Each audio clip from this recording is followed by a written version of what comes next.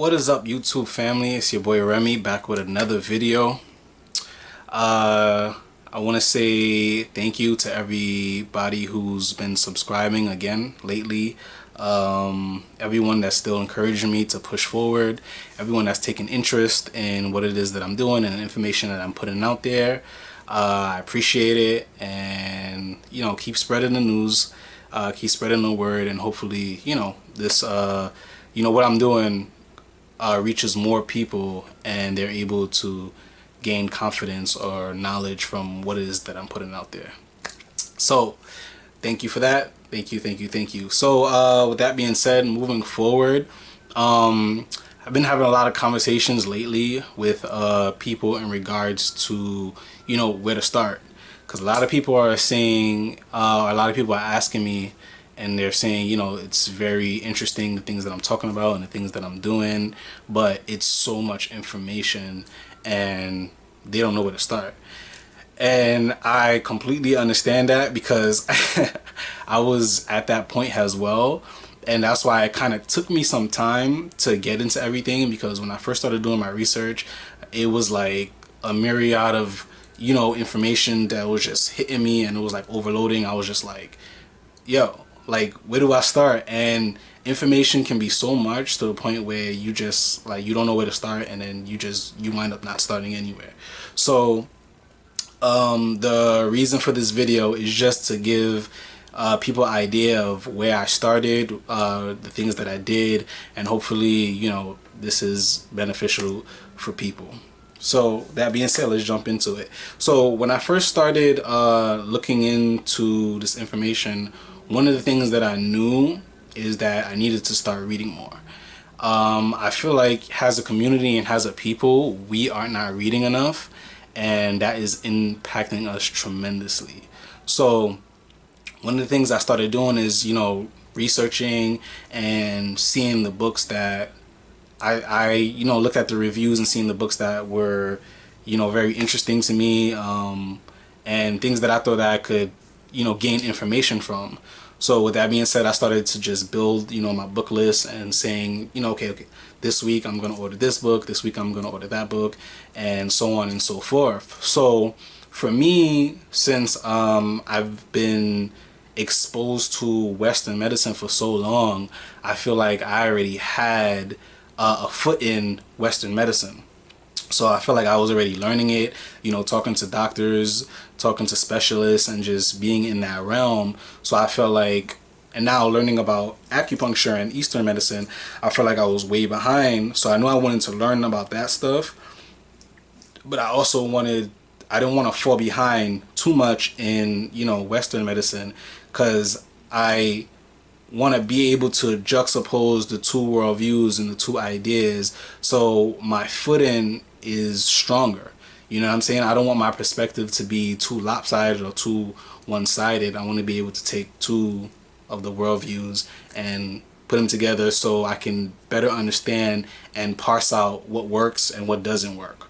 So with that being said, so the first thing I started doing was ordering books. So for every book that I ordered or that I read from, I guess, from the Western point of view, I ordered or I got a book from the Eastern perspective. So after I read that, I read this, and sometimes I was even reading it at the same time, just to sort of get like a much more broad and much more clear picture on what it is that I was reading, and to just grab effective information. So basically, this is just like a book review, so to speak.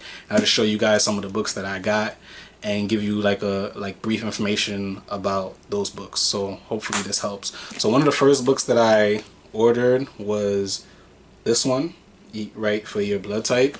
I think I'm gonna botch some of these names, so forgive me. This was by Dr. Peter J. Diadamo with Catherine Whitney. So this book pretty much talks about the four major blood types, which is blood type A, blood type B, blood type AB, and blood type O.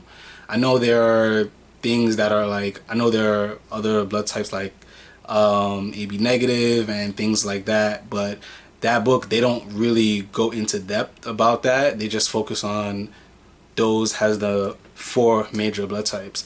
And basically, in a nutshell, the book talks about which foods are most effective and least effective with certain blood types. You understand? So for example, when it opens up by talking about, I think, blood type O, and it gives you historical background as well, which I thought was beneficial and it was really good. So it gives you what foods blood type people with blood type O should eat, and from what I remember, if I'm not mistaken, they said that people with blood type O can consume higher meat than the other blood types, because their stomach has more, they have a higher level of acid in their stomach, which allows them to break down the meat so that they're consuming. So as opposed to, you know, someone that had blood type A, they don't have as much stomach acid. So if they try to consume the same amount of meat that someone who possesses blood type O will have, it wouldn't digest as well, and it may lead to complications. So it basically goes through those 4 blood types, and it gives you a breakdown of what things they could eat, what things they shouldn't eat, and what things they should avoid, and what things they shouldn't avoid. Now, I didn't harp on it too much. I just thought it was good information to just keep in mind. One of the reasons why I didn't harp on it is because when I thought about it, and maybe like this is a flaw in my thinking, but you know, as I learn, I'll grow more, and you know, stuff like that. So one of the things that, like, I was like, well, our ancestors really didn't have many knowledge on this stuff. They didn't know their blood types, and they lived pretty, you know, long and healthy lives. So I didn't really like harp on it too much, but it was just like good information to receive from that book. So I recommend that book. The next book I moved on to was this. I don't know if you can see it. It's called the Shambhala Guide to the Traditional Chinese Medicine, an essential introduction to the theory and practice of an ancient healing art by Daniel Reed. So this book was one of the first books that I got when it came to acupuncture, and it was really, you could see it's not, you know, it's not really long. It wasn't really lengthy, so I got through this pretty quick. And it was really just like a good introduction to the world of acupuncture and Eastern medicine. You know, it gave like a breakdown of yin and yang. The body has an energy system. You know what I mean? So it really spoke on that and showed me that the human body is an energy system, and if you don't put the things necessary in there, it'll break down. And it gave like a perspective of how Western doctors and people of the Western world view the human body and the energy system. It basically, we wait till something happens or the body breaks down to fix it and to reverse it. And this book basically speaks on how people that practice Eastern medicine, it's like the opposite. They do what it is they need to do to maintain the human body before it even breaks down. You know, it's like preventative measures and things of that nature. And found out a lot of really, you know, really good information. It was a really good introduction to acupuncture, so I would definitely recommend that book. Really good, short read. The next book that I got was Alkalize or Die by Theodore A. Baruti. Alkalize or Die. This book was really interesting because I got it thinking that it was gonna be just about, you know, Western nutrition and diet, and come to find out that the guy, so his perspective is sort of like my perspective. So when he first arrived on the scene, from what I remember and what I read, he really dabbled in Western education, like nutrition and education and psychology and things of that nature. And then he made a shift to acupuncture. So a lot of his practices and a lot of things that he writes about, you can see the juxtaposing ideas. You know what I mean? So what I realize is like everything in Western, I don't want people to think that I'm just, you know, bashing Western medicine, because since day one I've said that this is not a channel for that. Everything in Western medicine is not good. Everything in Western medicine is not bad, but a lot of it is not good. So the key is to just, you know, parse out the things that are completely good, and just get a good idea of like what things that you need to stay away from, and what things that you know could partake in. So this was really good for that. It also talks a lot about the 80-20 method. Basically how the body is supposed to be composed of 80% alkaline and 20% acid, and that it maintains 20% acidity level, if I'm not mistaken, and that is how the body, in a sense, stays strong and stays whole. You know, I didn't know that. Like, I just, like, when I started thinking about it, it was like things that I just wanted to like completely cut out of my diet. But you know, this book really, it shows you that that's not the method to do. I don't think I mentioned this in my video before, but, and this is not a shot to vegans, I used to be a vegan. I was a vegan for about, I want to say almost 3 years. And when I got to my acupuncturist, she was like, okay, yeah, that's gonna have to stop. So the thing about that, and the thing about this book, what it made me realize is not to avoid, not to completely cut certain things out your diet, because your body needs some of that things. It's just not to eat it excessively. So for example, like I just mentioned with meat, I like being a vegan, I was cutting that out of my diet, which was not completely the best thing that I'm learning about now, especially in my case, being a diabetic. And I'll talk about more about that later. I'll do a video later on my diet, how it shifted, and what my diet is now, and what seems to be working. So the problem with that is we cut things, like being a vegan, I cut things out, but it's supposed to be 80-20. So there's two main things that are wrong with meat today. It's the quality of the meat and the amount that we're eating. So we're eating a lot of chemically processed foods that are pumped with like hormones and chemicals, and then that's point one. And then point two, we're eating it excessively. We're eating it in bulk, which causes a lot of illness when you really look into it. So that book really, it gives you a breakdown of how to maintain, how to have like an alkaline state body, and it gives you diets on what you can do. Again, like, I wouldn't say like just harp on anything that I'm showing you, anything you're reading, but you just read it to get context. You know what I mean? The more you read, the more you learn, the more you're able to parse out you know, bad information, false information, and the more you're able to hold on to effective information. So that's that one. The next book that I got was this, which is The Complete Illustrated Guide to Chinese Medicine, A Comprehensive System for Health and Fitness by Tom Williams and Dr. Han Lipping. So this book is a really great book. So I really enjoyed this book. It gave me an even further breakdown of this book.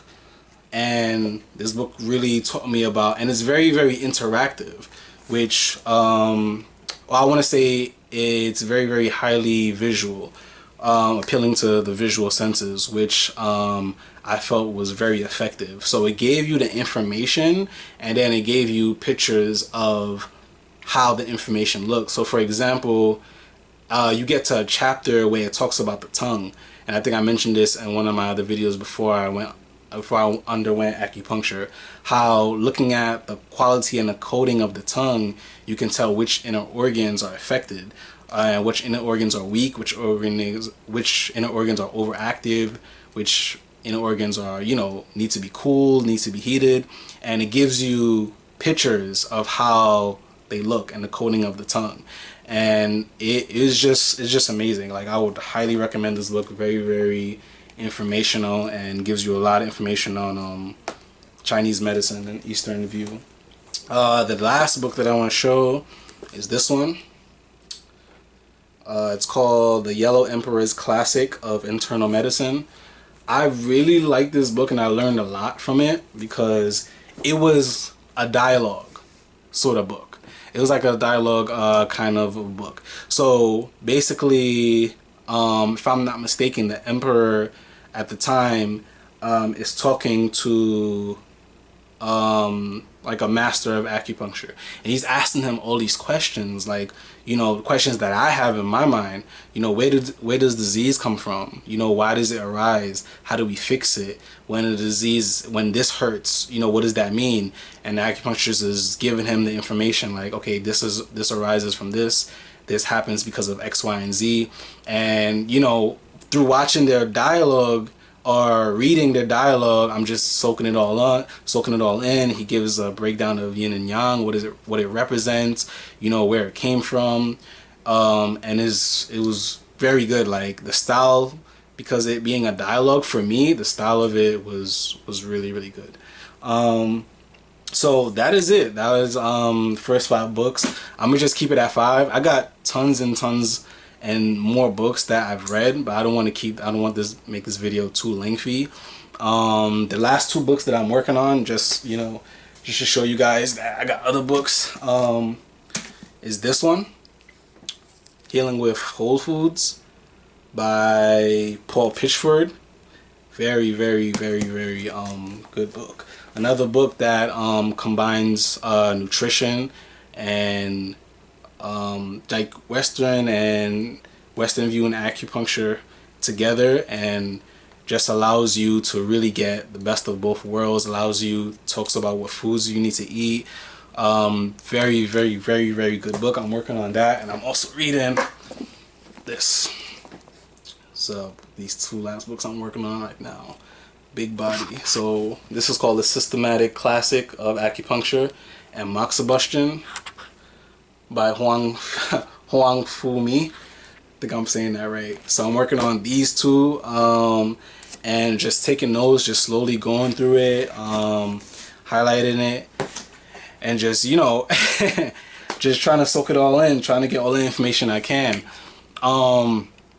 So one thing I want to say is, now me showing you these books is not me telling you to get these books or even get physical copies of it, because I know there's things like Kindle and audiobooks that you could read. So I'm pretty sure you could get these books probably even cheaper through like that. For me personally, I ordered a physical copy because that's like my style of learning. So when I was teaching, one thing that we learned was that there's different kind of learners. They didn't really teach us this in school and growing up. It was just one method. You know, teacher walks in, gets on the board, you know, visual and auditory, like they're talking and they're showing you things on the board. But one thing I learned when I was teaching is not all students learn and work they don't operate the same. So you have your visual learners, which could learn just by seeing. You have your auditory learners who can learn by listening, obviously, and then you have your kinesthetic and your tactile learners. The kinesthetic, if I'm not mistaken, they learn by basically being in motion, by moving, and your tactile learners, they learn by touching. So for me, when I first started, I had a hard time understanding and retaining information, even talking about it, because I started just reading it online, and right after I was reading, I could not remember what it is that I read, and I'm just like, I know I just read that, and I had to go back and I had to reread, and I'm like, yo, am I slow? Like, what is going on? So I was speaking to one of my mentors about that, and because every time we used to hang out, I had everything digital, and he was just like, you know, you millennials, like, you got to cut that out, like, get back to old school, like, actually, like, touching a book. And it didn't even dawn on me that maybe I wasn't retaining the information because I'm just not that type of learner. So I ordered my first book, and I kid you not, like, the words just jumped off the page. Like, when I was touching it and, you know, reading through it, like, I just was able to just, like, keep the information, talk about it, retain it, and I was like, okay, so this is the type of learner that I am. I'm tactile, you know, or kinesthetic. I gotta move when I'm, you know, doing stuff. And I realize that as well. When I'm moving and I'm trying to learn something, I remember it. When I'm touching and I'm trying to learn something, I remember it. So that's just my style. You know, whoever is watching this, you guys may be a visual learner. So you guys may be able to learn and read and retain information by just looking at it online. So I say find out, you know, what works best for you and go after that. And this is just, you know, what works best for me. And I'm pretty sure if you get it online, you'll probably save some money, because the physical copy, these books, getting a physical copy, hard copies having delivered, is way more, you know, expensive than just downloading it on Kindle, from, you know, what I see. So yeah, that is pretty much it. You know, the takeaway from, or what I want the takeaway from this video to be, is not, you know, get the same books that I get or do the same thing that I'm getting. The takeaway is that we as a people, we need to read more. You know what I'm saying? When I was teaching, I saw it all the time. Like, kids can't, they have a hard time reading. They don't want to read, or they have a hard time reading for long periods of time. Not all the students I was working with, or like all people I come into contact with, but a lot of us were not reading. We're not reading enough. You know, scripture says, study to show thyself approved. And it also says, my people perish and we are destroyed for lack of knowledge. You know, we have to read. So this video is just to get you guys, or whoever's viewing, to just push yourself to read more, especially when it comes to dealing with health. You know what I'm saying? Take the knowledge into your own hands and seek it out. Don't just, you know, go and listen to the doctors. Even though I'm going to see acupuncturists, I'm listening to them, but I'm also still doing my information on the side. And when I come there, you know, I poke their brains and things of that nature. So, you know, push yourself to read more, even if you gotta read a little bit here, a little bit there. But our people, like, we have to read. Like, you know, we are continuously, one way that the oppressor continues to oppress us is through knowledge. You know what I'm saying? This is not a shot to anybody who does this, because I understand we all need our leisure time. Even I kick back sometime and I relax. But some of us binge watch, you know, Netflix, binge watch series on Netflix, on Hulu. And, you know what I'm saying, we don't pick up a book and we don't read. While we're doing that, you know, the oppressor's reading, they're studying, and they're using that knowledge to continuously oppress us. But there's a flaw in the system. There's a flaw in the system. You know, the oppressed outnumber the oppressors. But we have to, the oppressed have to read, get this information, equip it, so that they could level the playing field. You know? So with that being said, that's pretty much it. Don't want to extend this past 30 minutes. I always try to do my videos 30 minutes or less. And yeah, just really push yourself, push yourself to read more. I know for me, when I first started, I did not want to read. You know, it was difficult, you know, and I had to improve my stamina. It takes time. You know what I'm saying? It takes time. A lot of us are, you know, have been out of school for some time, or, you know, stuff like that. But it takes time. You just gotta, you know, build your stamina, or read this, read here, read there, you know, 5 minutes here, 5 pages here, 10 pages here. And before you know it, you're going to be able to just go through a whole book. Like, I'll go through a whole book in a day, and before, when I first started, I couldn't do it. But I had to push myself, you know, re-engage myself, learn more. So hopefully this video will provide some information for people. Hopefully you guys can go and check those books out. Hopefully you guys can read it and just take something away from it. Moving forward, I think I'm still not able to go into the hospitals right yet, so I can't. So I really don't know when that that next video about my A1C is gonna go up. I'm trying to make calls, but I haven't been able to get through. But I'll keep you guys posted on that. I realized that a lot of people like the Q&A video that I did. So I'm probably gonna do. I couldn't go longer in that video, so there was still some questions that I needed to answer. So if you have questions after seeing this video that you want answered, you know, leave it in the comment section, or email me at seedoflight13@gmail.com, or I know some of you guys started following me on Instagram, or just DM me and ask me your questions there, so I could get the questions together. So by next time I do Q&A part 2, I can include your questions in there within the time frame. Hopefully, I could do so within that time frame. And yeah, pretty much that is about it. So, as usual, this video was an attempt to plant a seed, and my hopes is that in return you water that seed and let it grow and have so it could flourish and have a positive impact on your life. So with that being said, peace, love. I'll see you in the next one, family.